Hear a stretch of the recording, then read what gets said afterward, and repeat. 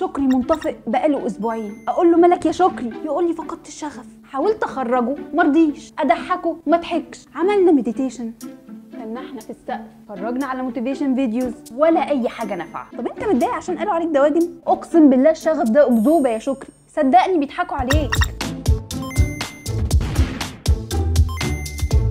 في حاجه اسمها موهبه، ده حقيقي، بتخلي عندك الشغف انك تبذل مجهود اكبر، تذاكر اكتر. العرب مثلا كانوا بيقولوا على افشخ شاعر عندهم في القبيله انه ممسوس من الجن، او انه بينزل عليه وحي. بلاش عند العرب يا شكري، ده لحد النهارده اي حد موهوب سنه لما بيقعد مع مدام منى الشاذلي لازم تساله بيجي لك الوحي ازاي. اي حد مش ساده فهو اكيد مسحور، محظوظ، موهوب. وده يخلينا نسأل سؤال مهم، الموهبة ولا الاجتهاد؟ تبقى موتزارت ولا سالييري؟ لا انا شكري، بحب نفسي كشكري يعني، مرضي كده. لا اله الا الله، انت لازم تخرج من الأوضة، ذكائك بيتراجع والله. طب هبسطها لك، تبقى ميسي ولا رونالدو؟ لا انا عايزه ابقى محمد صلاح.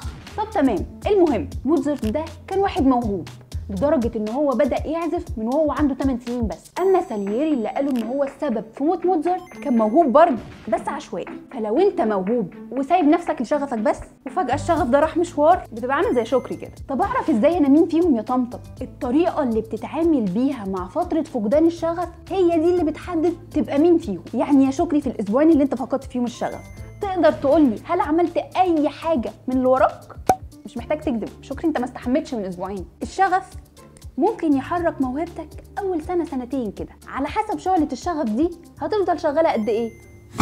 لكن الخطه هتخليك تحافظ على الموهبه دي، لانها بتضمن ان شعله الشغف دي ما تنطفيش. وخطوه صغيره كل يوم هتوصلك للهدف، يمكن مش النهارده ولا بكره بس هتوصلك. انك تقف في مكانك ده اللي اكيد مش هيوصلك في حته. فاهم قصدي يا شكري؟ ما انا ممكن اطلب اوبر. يا الله ركز معايا. طب هنتغدى ايه عشان اركز معاكي؟ بالظبط، هي دي المشكله، انك بتحل فقدان الشغف بالاستهلاك مش بالانتاج. يعني بتروح تتفرج على نتفليكس، تاكل نوتيلا، تطلب ماك. لكن الحل انك تبدا مذاكره حالا، تخلص التاسك اللي وراك حالا، مش انك تدور على الدوبامين اللي هيحرك الشغف اللي هيحركك. انت عايز دوبامين طول الوقت عشان تعمل اي حاجه، مع ان الدوبامين بيجي في الاخر مش في الاول. زي تمرينه الرجل كده، حلاوتها في انك خلصتها وخارج مكسح. الروتين يا شكري. ايوه صح، الروتين ممل جدا. تصدق انك دواجن فعلا. عارف موتزارت نجح ازاي؟ بسبب الروتين اللي ابوه عمله له، اللي خلاه يبقى قائد اوركسترا وهو عنده 13 سنه بس. يمكن بدايتنا ما تكونش زي بعضها، وده ما فيهوش عدل.